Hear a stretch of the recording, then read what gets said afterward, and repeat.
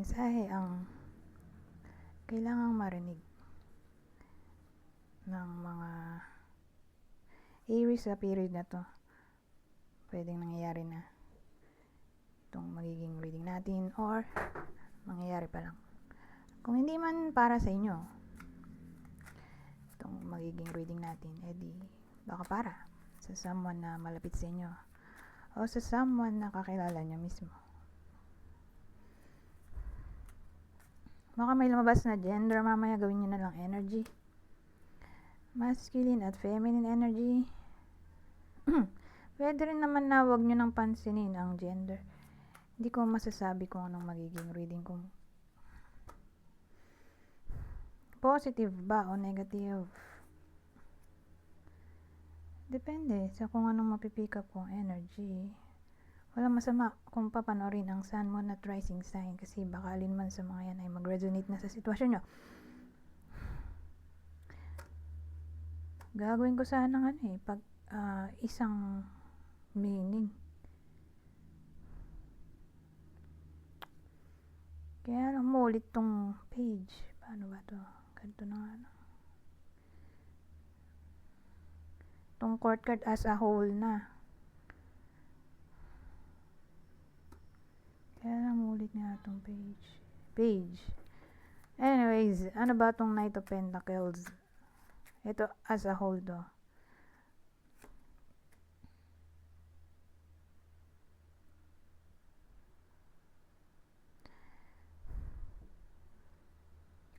Ay, ito pala bida natin. Kaya lang. Nalagyan ko na nito. Nakalimutan ko maglagay ng bida. Oh my God.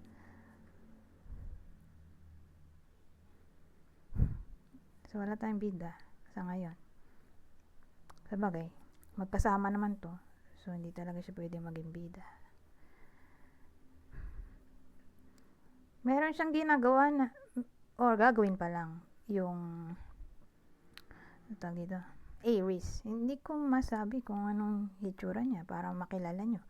Kung kayo ba yung nasa reading, anak nyo, person nyo, or anyone na malapit sa inyo. Sa ngayon, wala pa. Mamaya, baka may lumabas na another court card. Pero sa ngayon, may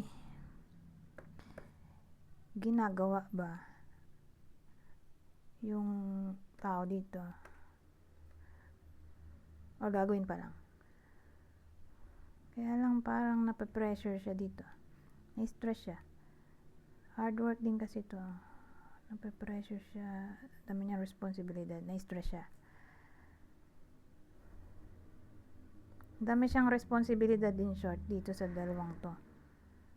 Na kailangang matapos. Deadline na kailangang matapos. Babayarin or work na kailangan matapos. So again, ang dami niyang iniisip dito. Ang dami niyang problema. Ang dami niyang responsibilidad. More like dito to sa work.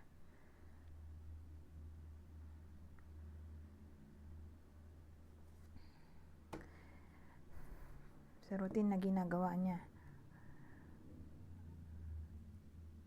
Pero tingin ko kahit naman nahihirapan siya dito or marami siyang responsibilidad. Kasi ano to Knight of Pentacles, efficient yan Yan yung card ng pagiging efficient. So tingin ko trained siya sa mga ganitong klaseng sitwasyon. Hindi siya yung natotoxic or may tawag dun yung parang nag-hysterical. Kasi sa dami ng iniisip niya.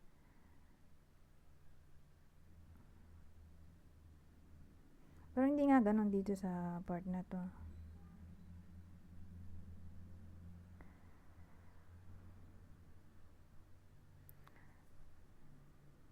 Kaya niya yan. Although, nahirapan siya pero hindi siya nagrereklamo. Okay? Ganun dating. Hindi siya reklamador. Tinatapos niya yung trabaho niya. ng malinis. Ano to?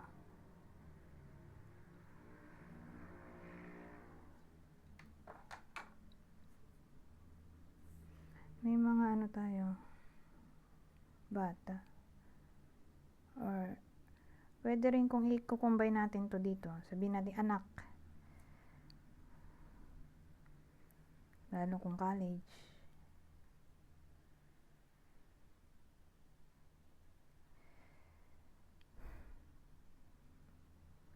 Ngayon, kung di college or anyone na nag-aaral, kasi may iba na nag-aaral ulit pagkatapos mag-college, nag-masteral. Kung di ganun. Kung di sila magkarugtong. May mga anak kasi dito presence ng mga bata or mga taong mas bata sa inyo.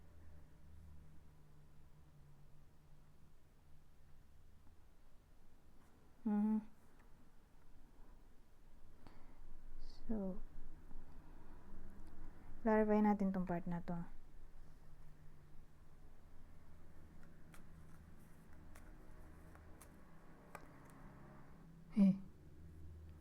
Court card na naman. Page ulit. Grabe tatlong page na.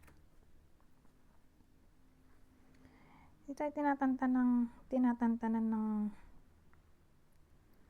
isang katerbang page Baka may meaning yun.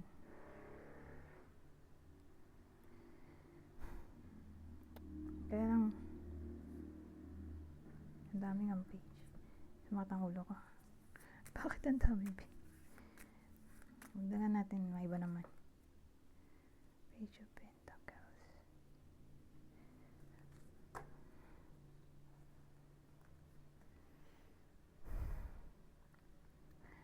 Well, sa case na to,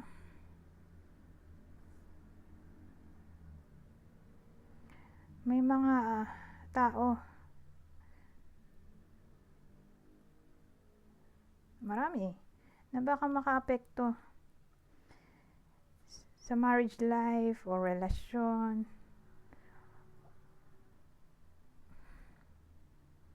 Married life, relasyon. May family kasi dito Married life, family. In general, whether biological, parents, siblings, or sariling family, asawa, anak. May mga tao na maaaring makaapekto since maraming bata, nire-represent niya yung immaturity, insecurity. So, mag-bring ng trouble, in short. May mga taong maaaring mag-bring ng trouble sa marriage life, family, biological family, or sariling family. Beware.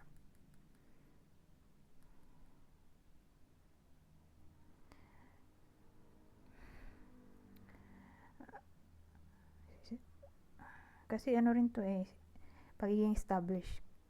So, inisip ko pwede rin sa career to. May mga tao. So, hindi lang siya sa love life, family. Pwede rin sa career.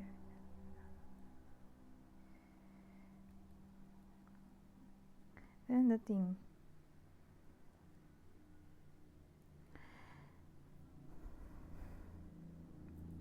Ngayon, may case din na baka, di ba family to, asawa. Sabihin natin asawa, kasal sila. Kasi more like kasal to Kung 10 of Cups to, hindi sila kasal. Pamilyadong di kasal, ito kasal. So, ang tatamaan ng reading natin ay kasal. Dun sa part na kasal, may someone, hindi ko nga lang masabi sa ngayon kung babae o lalaki, or masculine or feminine energy. Yung magiging immature kasi puro page nga. So, pag nagiging immature, prone sa conflict. Okay. Beware. Baka mag-away. Karoon ng dispute. May hindi mapagkasunduan. or may someone na selfish. Baka maging selfish, baka yung maging cause ng conflict.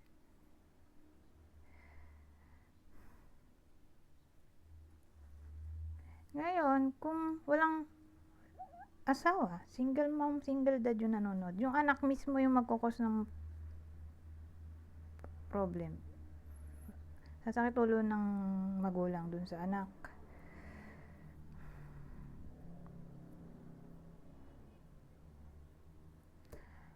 Ano to? 7 of Pentacles. Pero wait lang. Paano yung iba na wala namang anak? Single tulad ko. Wala ring anak.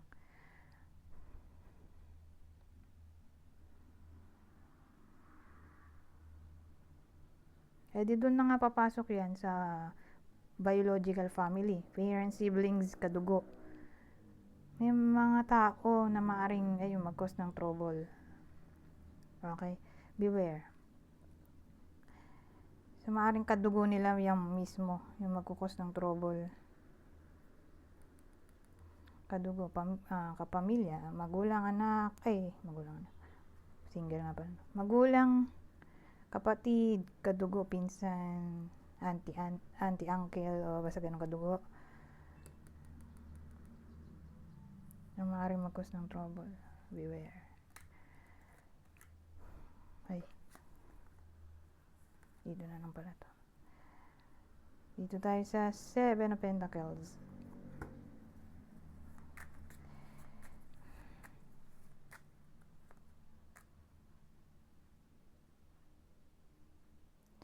Maraming pwedeng case.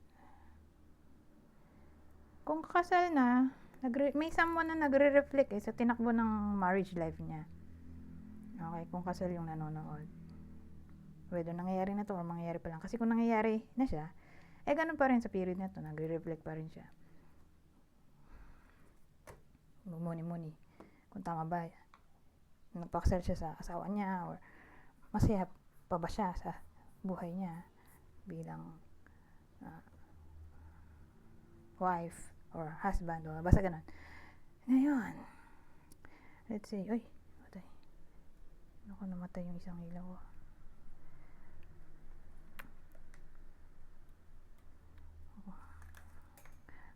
Nagmamadali ako.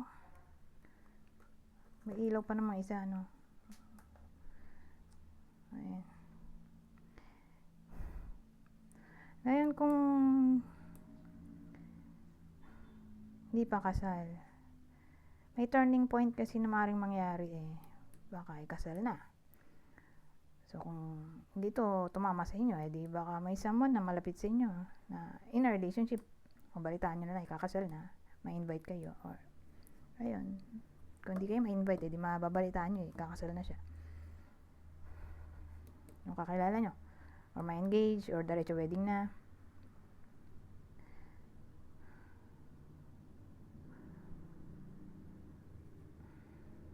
May iba na magre-reflect sa topic ng religion. Religion din to Religion, spirituality, tradition.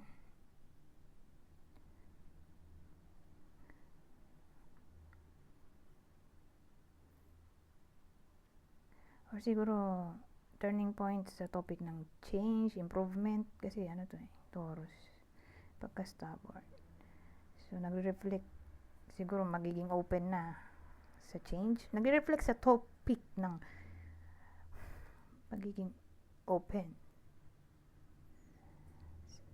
Okay, open sa kahit anong topic.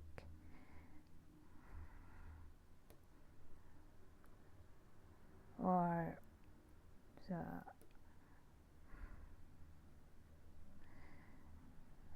love interest, kung may dumating man o darating, magkaiba sila ng religion, kaiba ng religion, country. So, parang ang dating magre-reflect kung okay lang ba. What if ganun ang mangyari? Okay lang ba na mag-iba siya ng religion or mapunta siya sa ibang country Basta may reflection dito, mapapamuni-muni sa topic ng mga yan. Tradition or routine na magiging willing sa topic ng change. Teka, ilang minuto na ba to? 15 minutes na pala, hindi tayo pwede magtagal. Anyways, hanggang dito na lang. Goodbye for